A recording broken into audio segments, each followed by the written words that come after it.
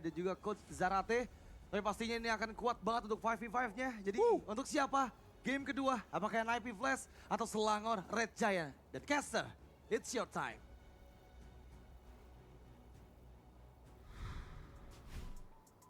Saya bersama dengan Lim bertanya-tanya dengan sangat keras di otak kita masing-masing kalau Storm ini sangat kuat dengan Loi-nya. Dan kalau misal dibicarakan dari draft memang kedua belah pihak dari pasukan Malaysia ini memang kuat melawan pasukan dari Singapura. Tapi entah mengapa Lim, untuk beberapa sektor seperti kayak Loi-nya dan juga bahkan bisa kita bilang dari roamernya ini sangat-sangat mengganggu dan Asarji masih pegang akan hal tersebut. Iya. Gue suka band Parsianya sih sebetulnya. Kayak dia menghindari dan respect terhadap Cortesia. Dengan sosok Pok damage juga yang sangat-sangat mengerikan nanti. So, mampukah perwakilan terakhir dari sang tuan rumah mendapatkan poin kedua mereka dan masuk ke match point, atau perwakilan dari Singapura yang bisa menyamakan kedudukan satu sama. Let's go to Land of Now. Alright, dan kali ini para pasukan dari tim SRG mereka memulai di arah mid lane dengan percaya diri. Kenapa? Karena Stormy tetap memiliki damage di awal. Stormy tetap punya power poking.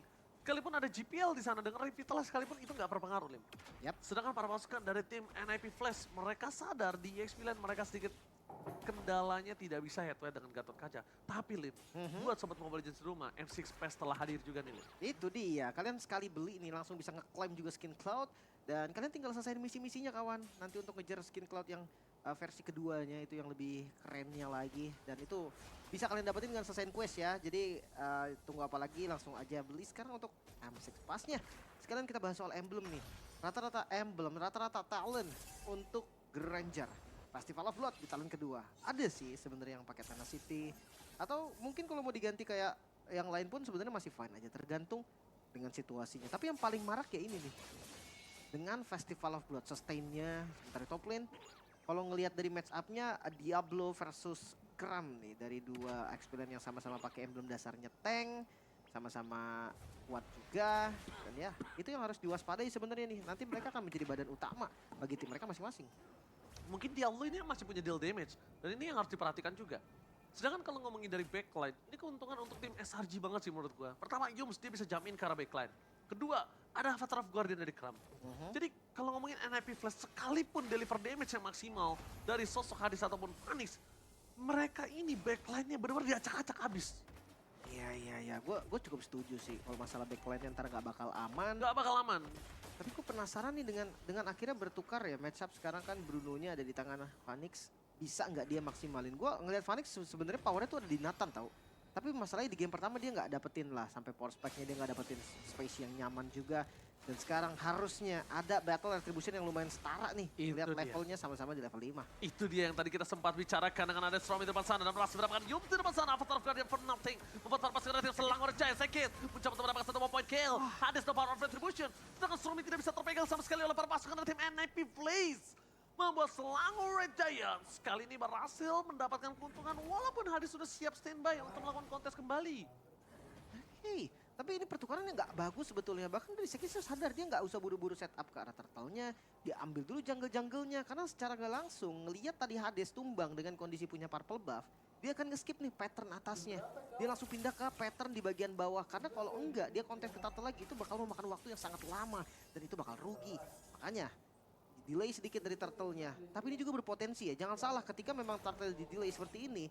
Hades bisa aja datang nanti dan nge-steal. Karena dari retribution dia lebih enak. Oke, lihat. Duality yang dimiliki dari sana Stormy mau GPL kan disangka Tumult Mountain di depan sana berpasukan dari Selangor Red Giant. Gagal untuk mendapatkan siapapun Yus. Terberangkat di depan sana berpasukan dari tim NIP Blaze. Reward manipulation yang on point. Sekis di sana nggak bisa mempertahankan dirinya untuk melakukan kontes retribution. Dan akhirnya Selangor Red Giant mereka kehilangan momentum. Kembali lagi Turtle di tangan dari tim NIP Blaze. Tapi dengan double kill yang dimiliki para pasukan dari tim NIP. Membuat gold swing, tapi seperti biasa dari match pertama hingga match kedua, early owning. Itu bukan segalanya. Benar-benar sering terjadi, apalagi di match pertama tadi ya. Itu bukti nyata juga. Phoenix bahkan udah ngambil dua laningnya nih sejak awal. Sejak di under menit 4. Tapi gue jujur emang lumayan lama sih tadi. Karena semua patternnya gue pikir patternnya SRG doang gitu creepnya dia juga. Tapi sampai creepnya juga itu yang diambil dan itu makan waktu terlalu lama. Terlalu jauh. Ya sampai Hadesnya udah spawn, udah ngambil Pak Orange, udah ngambil Rokusa juga. Terus dia tiba-tiba datang ke Turtle, enak jadinya nge-steal. Yes, benar banget. Tapi kalau kita melihat dari difference yang dimiliki para pasukan dari tim NIP Flash, satu sih yang menurut aku keuntungan selain goldnya adalah tidak aware-nya mereka terhadap sosok Bruno ini dari Phoenix. Mereka nggak aware, mereka nggak jagain, mereka nggak coba untuk melakukan intervensi terhadap seorang Bruno-nya. Dan menimbulkan Bruno-nya free, farm.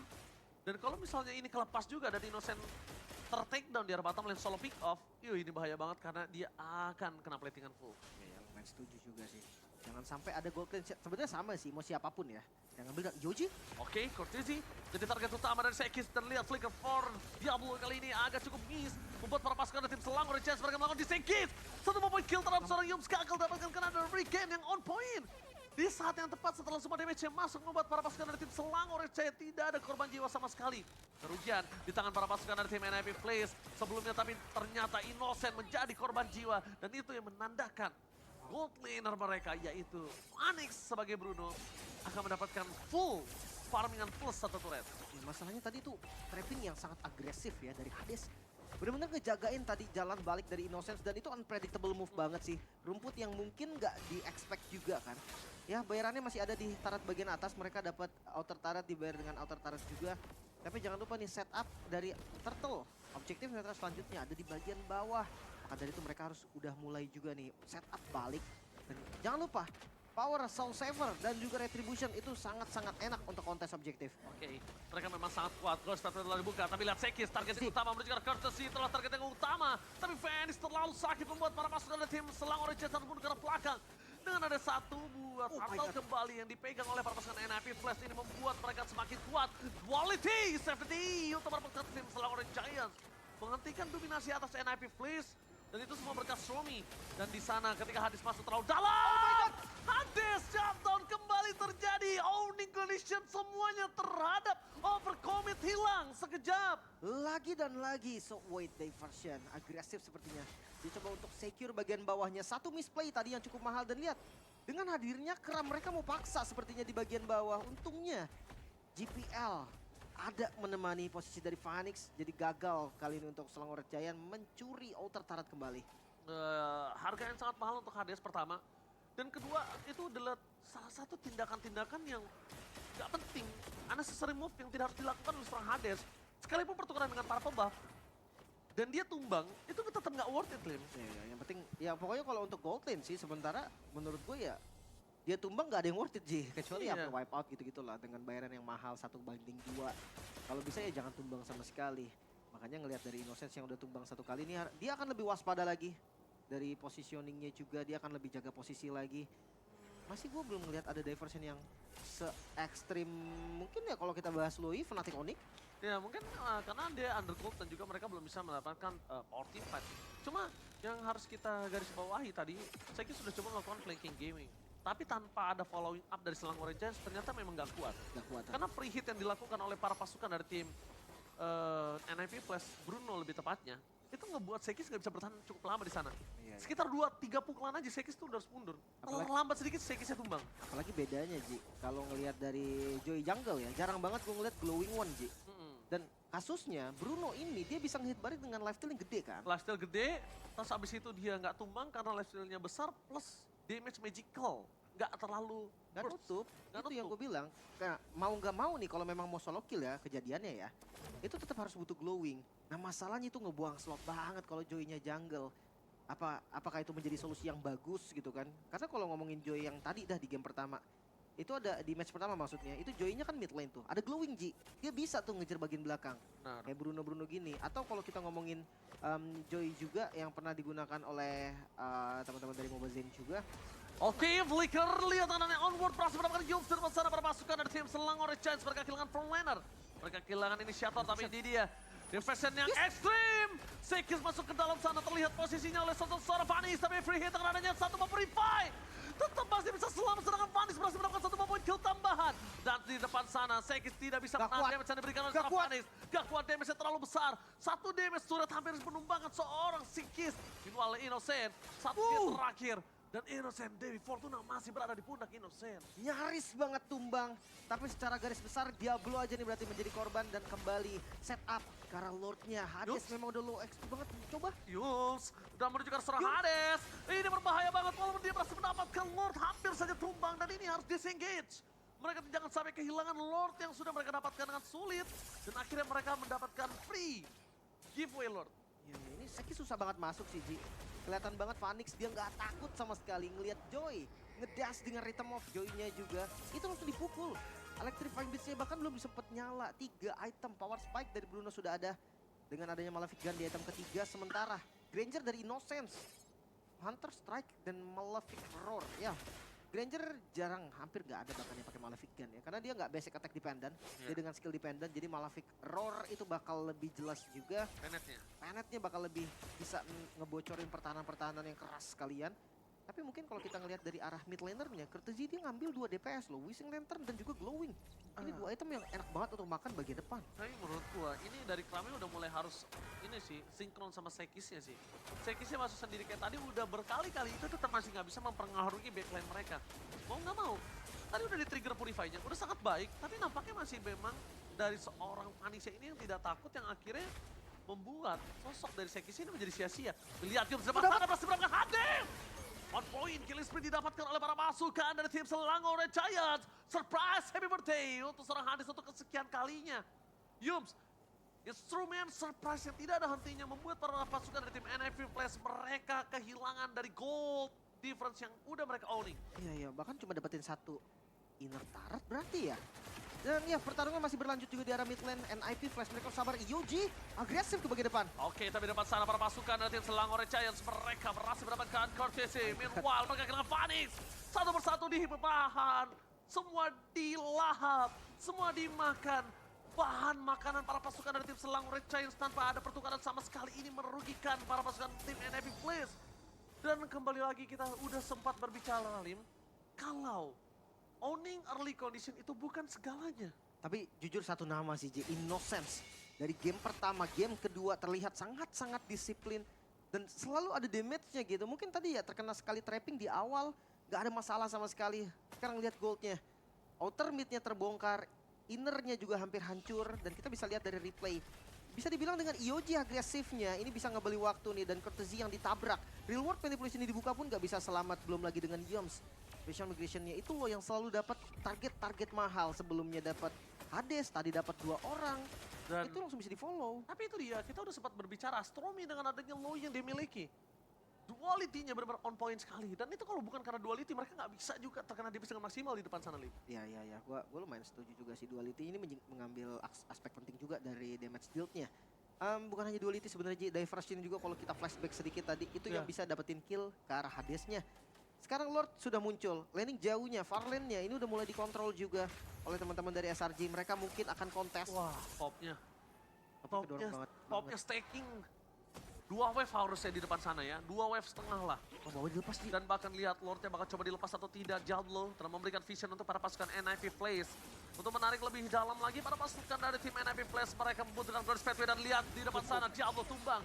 Special Migration dengan aja Filtrate Wave menghilangkan para pasukan dari tim NIP Flash. Avatar of Guardian for nothing, belum ada yang bisa dipegang. Mendapatkan ke arah Phoenix itu terlalu sakit, tapi lihat Sekis mencoba untuk melakukan flanking camping. Sandwich, dari backline, masih sabar. Target utama mereka menuju ke arah Lord. Setelah mereka berhasil mendapatkan Diablo. Wow, zoning yang sangat-sangat bagus. Diversion tadi hanya Sekis yang dilempar ke bagian depan. Dan sekarang Lord terbuka dengan sangat-sangat bebas. Akan menjadi free Lord juga. Gak akan ada kontes yang dilakukan terlalu jauh juga teman-teman dari NIP Flash. So kali ini temponya dipegang oleh SRG, The Blade of Despair. Innocence. Make sure damage-nya akan cukup nanti. Entah dengan apapun, Rhapsody, Death Sonata. Udah dikasih orange buff juga, poke damage-nya akan mengerikan banget nih. Death Sonata yang range-nya lumayan jauh. Kayaknya nggak ada jawaban yang pasti deh sampai saat ini. Belum ada jawaban pasti. Sama, mereka sebenarnya Selangor Giants itu nggak punya jawaban pasti atas Phoenix, sejujurnya.